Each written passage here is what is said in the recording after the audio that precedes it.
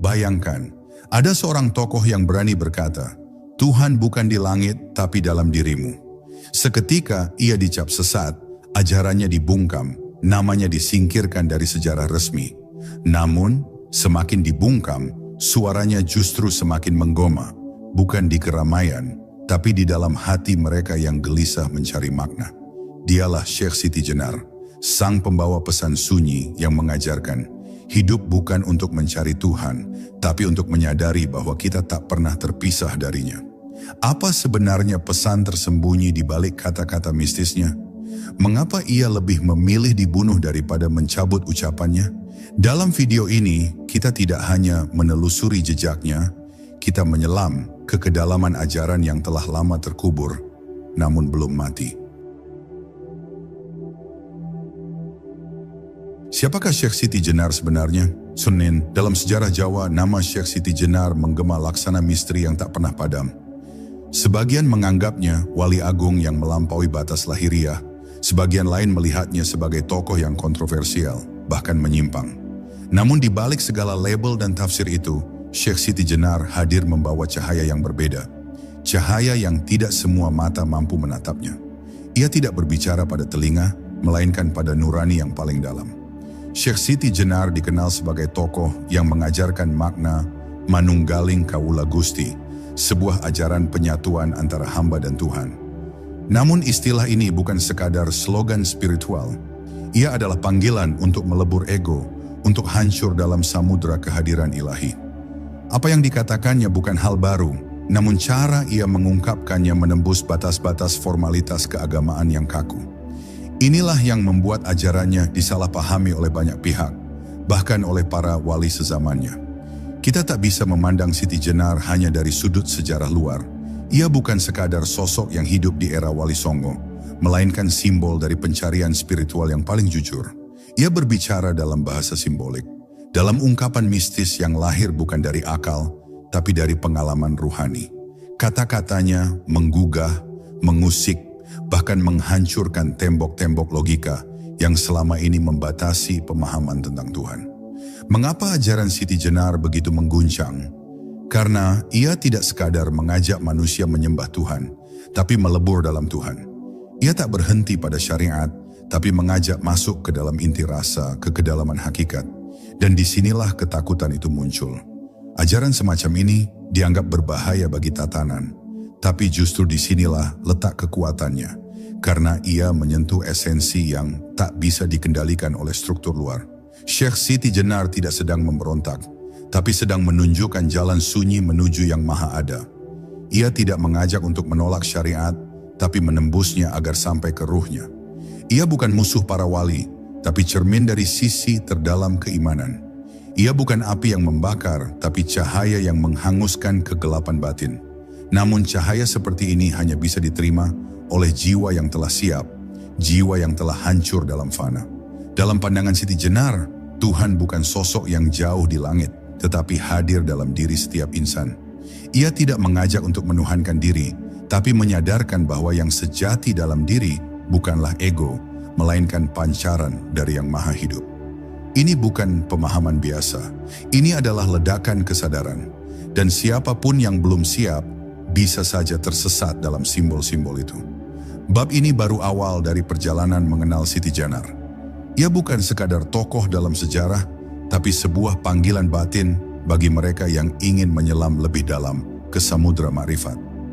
Dalam bab-bab berikutnya, kita akan menyingkap satu persatu pesan tersembunyi dalam setiap ungkapan mistis yang ia wariskan. Bukan untuk mengaguminya sebagai tokoh, tapi untuk memahami pesan Tuhan yang ia bawa dengan bahasa langit. Manunggaling Kawula Gusti bukan sekadar penyatuan. Ungkapan Manunggaling Kawula Gusti bukan hanya rangkaian kata indah yang menggugah rasa spiritual. Dalam pandangan Syekh Siti Jenar, kalimat ini adalah puncak dari perjalanan ruhani yang panjang. Perjalanan yang meleburkan hamba ke dalam wujud ketuhanan, bukan secara fisik, tapi dalam kesadaran. Ini bukan penyatuan dua entitas, tapi hancurnya dualitas.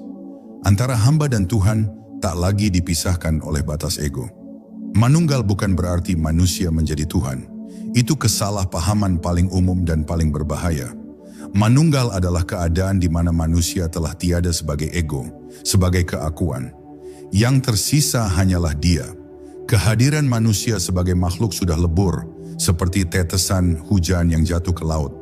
Tak lagi bisa dibedakan, tapi tetap bukan laut itu sendiri. Inilah makna terdalam dari kesatuan dalam ma'rifat. Syekh Siti Jenar tidak bermain-main dengan kata. Ungkapan yang ia ucapkan lahir dari pengalaman langsung, zauq, rasa yang hanya bisa dicapai oleh jiwa yang telah terbakar habis oleh cinta ilahi. Dalam keadaan seperti itu, kata-kata menjadi lambang, bukan penjelasan. Setiap kata adalah api, bukan teori. Dan api ini jika menyentuh hati yang kering, akan menyala menjadi kesadaran. Tapi jika hati masih keras, api ini bisa dianggap sebagai bara yang membahayakan. Ketika ia berkata bahwa Tuhan tidak di luar, tetapi ada dalam dirimu, itu bukan ajaran baru. Para sufi sebelum dan sesudahnya pun berkata demikian. Namun cara Siti Jenar mengungkapkannya melampaui batas bahasa yang nyaman bagi telinga masyarakat umum. Ia tidak memoles kata-kata agar dapat diterima, ia justru membongkar kenyamanan palsu yang membuat manusia terlena dalam ibadah lahiriah semata. Ia mengusik untuk membangunkan. Inilah alasan mengapa ia dianggap berbahaya. Karena ia tidak sedang membangun sistem, tapi meruntuhkan tembok ilusi. Ia tidak memulai dari kulit, tapi langsung menembus ke inti. Dan inti ini, jika belum disiapkan, bisa menjadi gelap. Karena cahaya terlalu terang bagi mata yang terbiasa dalam bayangan. Maka dalam pesan-pesannya, ada keheningan yang perlu diselami. Bukan hanya didengar, tapi dirasa dengan seluruh jiwa. Manunggaling Kaula Gusti bukan ajakan untuk merasa mulia, tapi untuk merasa tiada. Tidak ada lagi aku yang berdiri di hadapan Tuhan. Yang ada hanyalah Dia, dan semua gerak adalah geraknya. Semua ucapan adalah firman-Nya. Semua keberadaan adalah pancaran dari wujud-Nya. Siapa yang mencapai titik ini bukan berarti tinggi, tapi telah musnah sebagai pribadi. Dan dalam kemusnahan itu, justru ditemukan kehidupan sejati. Pesan ini bukan untuk ditafsirkan secara kasar. Ia mengandung kedalaman yang hanya bisa dibuka dengan kunci rasa, bukan logika. Dalam bab-bab berikutnya, kita akan menyelami simbol-simbol lain yang digunakan oleh Syekh Siti Jenar, bahasa yang tidak selalu mudah dimengerti oleh akal, tapi dapat dirasakan oleh hati yang jujur dan tenang. Kita tak sedang menjelaskan beliau, tapi sedang mencoba mendengar gema jiwanya yang masih bergema hingga kini. Kehidupan adalah kematian, kematian adalah kehidupan. Dalam ungkapan-ungkapan Syekh Siti Jenar, seringkali kita temui paradoks yang menggugah rasa ingin tahu, bahkan membingungkan. Salah satu yang paling mengejutkan adalah pandangannya tentang kehidupan dan kematian.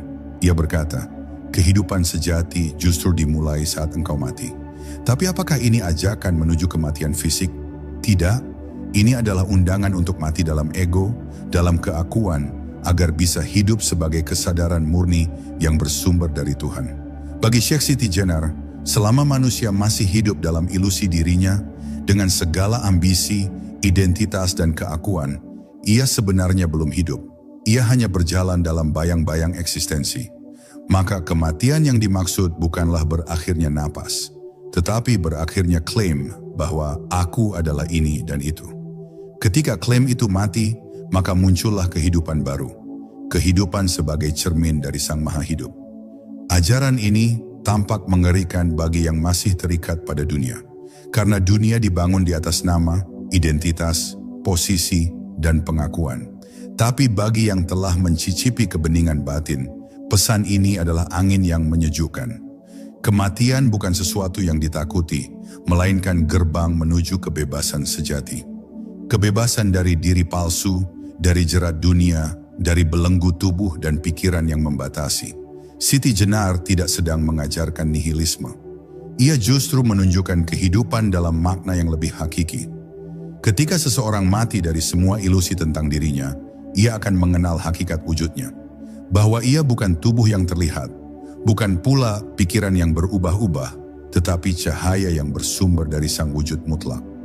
Disinilah makna hidup setelah mati menjadi pengalaman spiritual, bukan sekadar harapan eskatologis. Kematian dalam makna Siti Jenar adalah fana. Dan fana adalah gerbang menuju baka, keberadaan abadi dalam Tuhan. Ia tidak memuliakan kematian fisik, tapi mengajak untuk menjalani kematian batin selagi masih hidup. Karena hanya dalam kondisi itu, seseorang bisa benar-benar mengenal Tuhannya. Sebagaimana sabda Nabi, barang siapa mengenal dirinya, maka ia mengenal Tuhannya.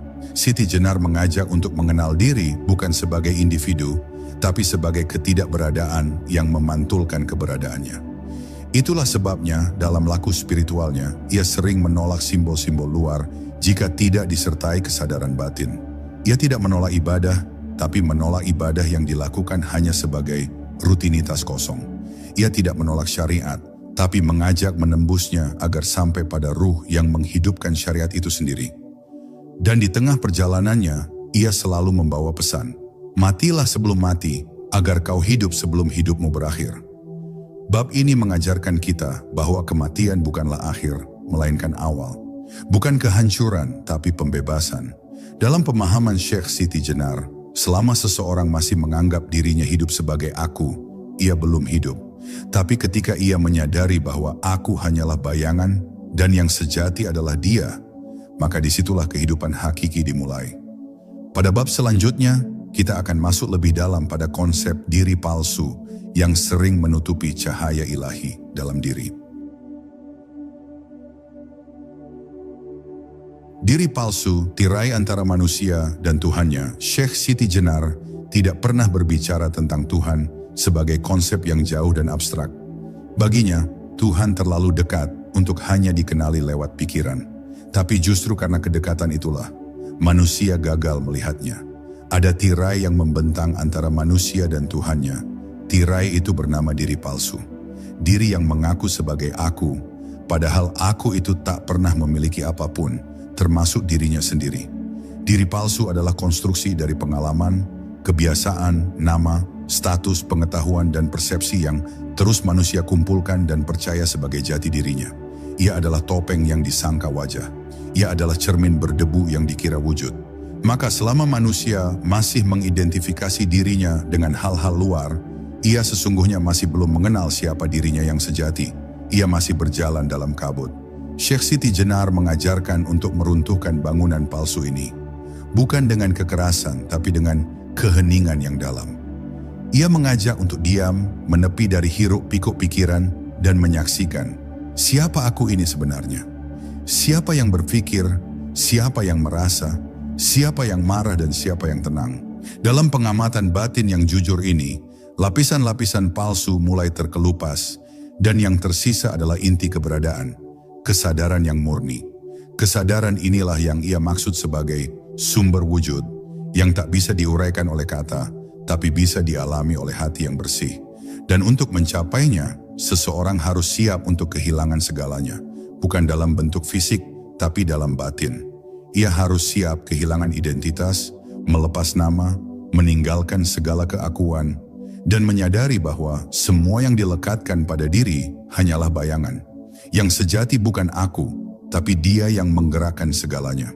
Syekh Siti Jenar tidak menolak eksistensi manusia, tapi menolak pengakuan manusia atas eksistensinya secara mandiri. Ia ingin menegaskan bahwa manusia sejatinya tidak punya wujud yang hakiki. Keberadaannya hanyalah pancaran dari wujud yang maha satu. Seperti bayang-bayang tak memiliki bentuk kecuali dari yang dibayangi, demikian pula manusia tidak memiliki kekuatan, kecerdasan, bahkan kesadaran, selain dari apa yang dipinjamkan olehnya. Oleh karena itu, ia kerap berkata bahwa mengenal Tuhan berarti mengenal bukan diri, menyadari bahwa diri yang selama ini dibanggakan hanyalah tirai. Dan selagi tirai itu belum tersingkap, maka cahaya ilahi takkan pernah bisa menyinari dengan jernih. Maka laku makrifat sejatinya bukan untuk menambah, tapi untuk mengurangi. Bukan untuk membangun, tapi untuk melepaskan. Semakin seseorang melepaskan dirinya, semakin dekat ia pada Yang Maha Ada. Dalam bab ini, kita diajak untuk jujur pada diri. Siapa sebenarnya aku ini? Apakah aku tubuh? Apakah aku pikiran? Apakah aku perasaan? Semua itu datang dan pergi, tapi yang menyaksikan, yang hening, yang diam, Itulah inti yang menyambung langsung dengan Tuhan. Pada bab berikutnya, kita akan menggali bagaimana Syekh Siti Jenar mengajarkan diam sebagai jalan dan mengapa keheningan lebih dalam daripada 1000 doa yang penuh suara. Diam, bahasa langit yang terlupakan. Dalam ajaran Syekh Siti Jenar, diam bukanlah ketiadaan. Justru dalam diam, langit membuka dirinya. Ketika mulut berhenti bicara, ketika pikiran tak lagi mendominasi, maka batin akan mulai mendengar suara yang lebih halus. Suara yang bukan datang dari luar, tapi dari kedalaman jiwa. Di sanalah firman-Nya yang sejati berbicara, bukan melalui kata-kata, tapi melalui rasa dan kesadaran yang melampaui batas huruf. Syekh Siti Jenar memahami bahwa banyak orang sibuk mengejar kata, memperdebatkan makna, memperkuat argumen. Tapi semakin banyak suara yang dikumpulkan, semakin jauh mereka dari suara sejati. Karena Tuhan tidak hadir dalam keramaian suara, tetapi dalam kesunyian batin. Itulah sebabnya beliau sering memilih diam, bukan karena tak tahu, tapi karena tahu bahwa pengetahuan sejati tidak bisa diajarkan dengan kata. Dalam diam, seseorang mulai melihat. Ia melihat dirinya bukan dari narasi, tapi dari kenyataan. Ia menyadari bahwa selama ini ia hidup dalam desakan kata-kata, dalam prasangka, dalam label, dan semuanya menjadi penghalang untuk merasakan Tuhan yang begitu dekat. Dalam keheningan, tidak ada lagi konsep aku bicara kepada Tuhan, tapi yang ada hanyalah Tuhan sedang hadir dalam setiap hela napas. Diam adalah laku makrifat yang halus. Ia tidak butuh tempat khusus, tidak butuh waktu tertentu. Ia bisa dilakukan di tengah keramaian, asal hati tidak ikut bising. Ia bisa dilakukan sambil bekerja, asal batin tetap terjaga. Diam bukan hanya tentang mulut yang tertutup, tapi tentang batin yang tidak lagi sibuk menilai, membandingkan, atau menuntut. Diam adalah ruang di mana Tuhan bersemayam. Siti Jenar mengajarkan bahwa doa yang paling dalam adalah doa yang tak diucapkan. Ia adalah getar halus dalam batin, permohonan yang tak berbentuk, karena ia tak ditujukan pada Tuhan yang jauh, tapi pada Dia yang menjadi pusat dari segala kesadaran. Dalam diam, seorang hamba melebur. Ia tak memanggil, tapi menyatu. Ia tak berujar, tapi pasrah sepenuh jiwa. Dan di titik itu, Tuhan bukan lagi objek pujaan, tapi wujud yang memeluk segalanya. Banyak orang merasa dekat dengan Tuhan ketika berdoa dalam kata-kata, tapi semakin jauh ketika sunyi datang. Bagi Syekh Siti Jenar, justru sebaliknya. Dalam keheningan, seseorang akan tahu apakah ia benar-benar bersandar kepada Tuhan atau masih bersandar kepada harapan-harapan batinnya sendiri. Diam menguji keikhlasan.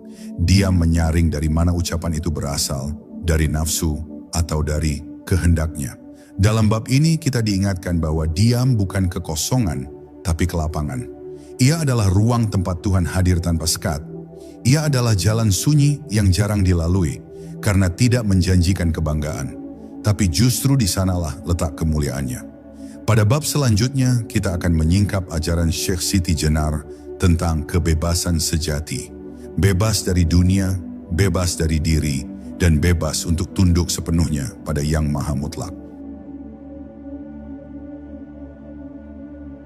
Kebebasan sejati ketika tak ada lagi yang dimiliki. Kebebasan adalah impian yang selalu dikejar manusia. Namun Syekh Siti Jenar menyadarkan kita bahwa mayoritas manusia justru tersesat dalam pemahaman tentang kebebasan. Mereka mengira kebebasan adalah bisa melakukan apa saja, berkata semaunya, mengejar dunia setinggi-tingginya. Tapi dalam pandangan Siti Jenar, kebebasan sejati bukan tentang meluaskan kuasa, melainkan tentang melepaskan keterikatan. Ia bukan hasil dari pencapaian, tapi buah dari keikhlasan dan pembebasan diri dari ilusi kepemilikan. Manusia menyangka ia memiliki segalanya, tubuh, nama, status, pemikiran, bahkan waktu. Ia merasa punya hak atas hidupnya, punya kendali atas nasibnya. Tapi disitulah letak keterikatannya, karena setiap yang ia rasa miliki akan menuntut untuk dijaga, dan setiap yang dijaga akan menimbulkan kecemasan akan kehilangan.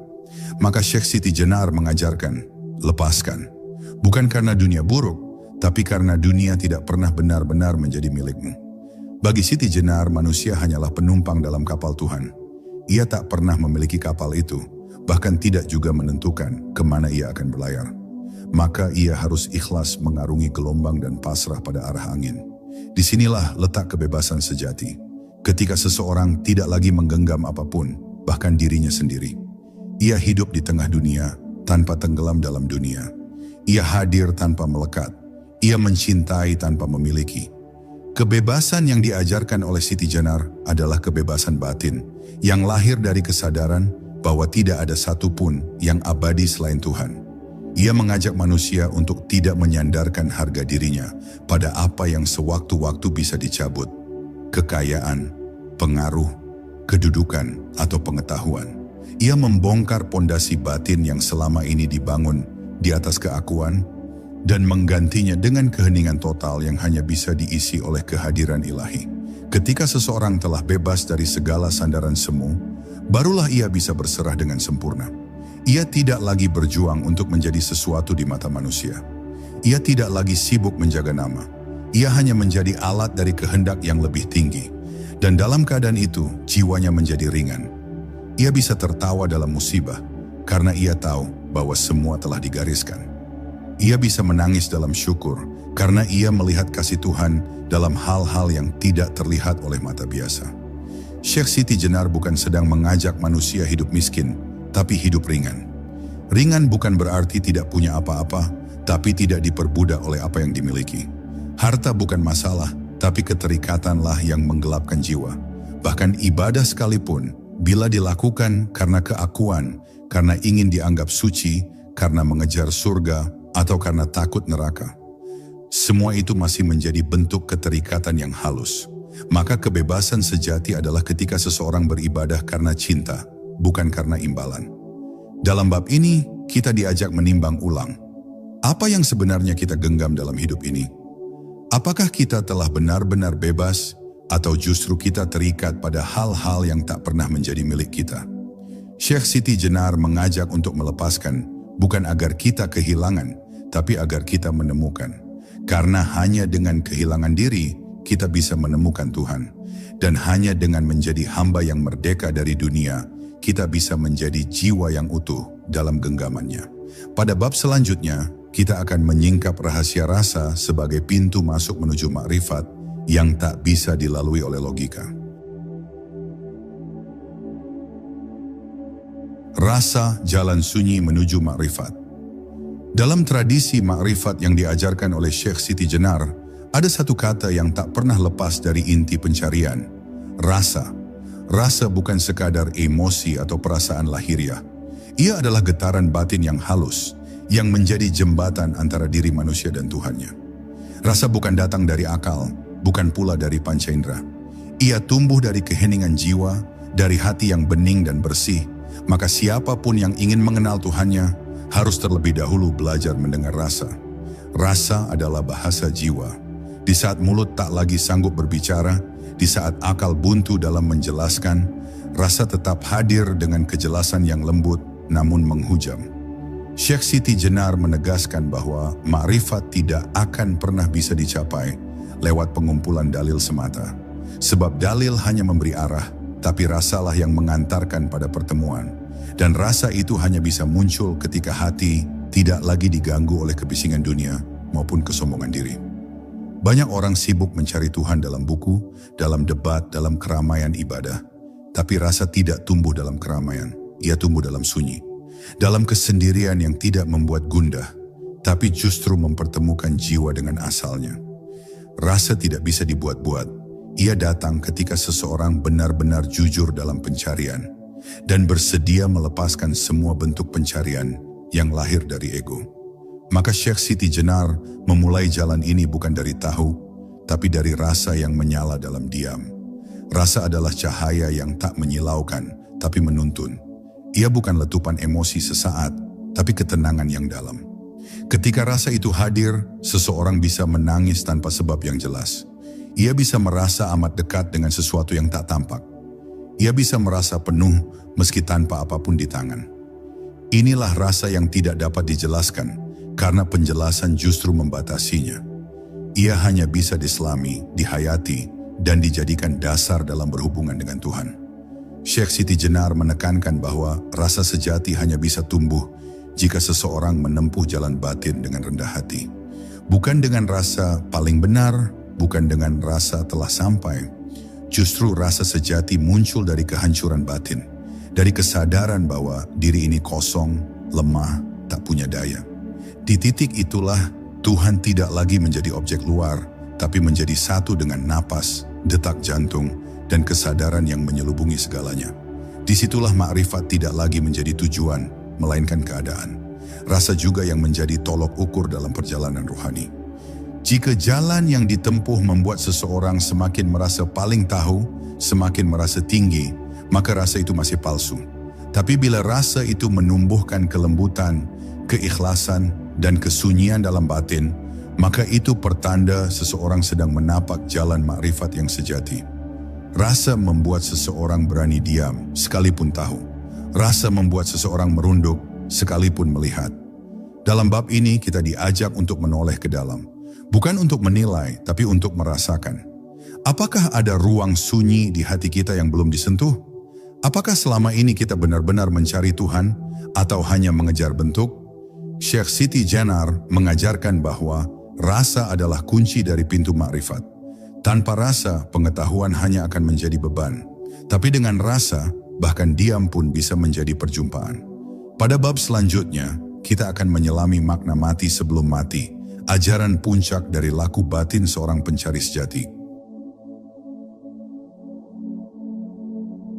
Rasa jalan sunyi menuju makrifat. Dalam tradisi makrifat yang diajarkan oleh Syekh Siti Jenar, ada satu kata yang tak pernah lepas dari inti pencarian, rasa. Rasa bukan sekadar emosi atau perasaan lahiriah. Ia adalah getaran batin yang halus, yang menjadi jembatan antara diri manusia dan Tuhannya. Rasa bukan datang dari akal, bukan pula dari panca indera. Ia tumbuh dari keheningan jiwa, dari hati yang bening dan bersih. Maka siapapun yang ingin mengenal Tuhannya, harus terlebih dahulu belajar mendengar rasa. Rasa adalah bahasa jiwa.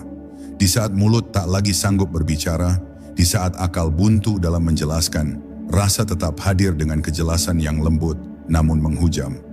Syekh Siti Jenar menegaskan bahwa makrifat tidak akan pernah bisa dicapai lewat pengumpulan dalil semata. Sebab dalil hanya memberi arah, tapi rasalah yang mengantarkan pada pertemuan. Dan rasa itu hanya bisa muncul ketika hati tidak lagi diganggu oleh kebisingan dunia maupun kesombongan diri. Banyak orang sibuk mencari Tuhan dalam buku, dalam debat, dalam keramaian ibadah. Tapi rasa tidak tumbuh dalam keramaian. Ia tumbuh dalam sunyi. Dalam kesendirian yang tidak membuat gundah, tapi justru mempertemukan jiwa dengan asalnya.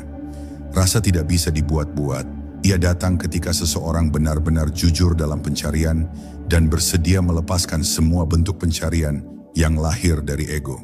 Maka Syekh Siti Jenar memulai jalan ini bukan dari tahu, tapi dari rasa yang menyala dalam diam. Rasa adalah cahaya yang tak menyilaukan, tapi menuntun. Ia bukan letupan emosi sesaat, tapi ketenangan yang dalam. Ketika rasa itu hadir, seseorang bisa menangis tanpa sebab yang jelas. Ia bisa merasa amat dekat dengan sesuatu yang tak tampak. Ia bisa merasa penuh meski tanpa apapun di tangan. Inilah rasa yang tidak dapat dijelaskan, karena penjelasan justru membatasinya. Ia hanya bisa diselami, dihayati, dan dijadikan dasar dalam berhubungan dengan Tuhan. Syekh Siti Jenar menekankan bahwa rasa sejati hanya bisa tumbuh jika seseorang menempuh jalan batin dengan rendah hati. Bukan dengan rasa paling benar, bukan dengan rasa telah sampai. Justru rasa sejati muncul dari kehancuran batin. Dari kesadaran bahwa diri ini kosong, lemah, tak punya daya. Di titik itulah Tuhan tidak lagi menjadi objek luar, tapi menjadi satu dengan napas, detak jantung, dan kesadaran yang menyelubungi segalanya. Disitulah makrifat tidak lagi menjadi tujuan, melainkan keadaan. Rasa juga yang menjadi tolok ukur dalam perjalanan rohani. Jika jalan yang ditempuh membuat seseorang semakin merasa paling tahu, semakin merasa tinggi, maka rasa itu masih palsu. Tapi bila rasa itu menumbuhkan kelembutan, keikhlasan dan kesunyian dalam batin, maka itu pertanda seseorang sedang menapak jalan makrifat yang sejati.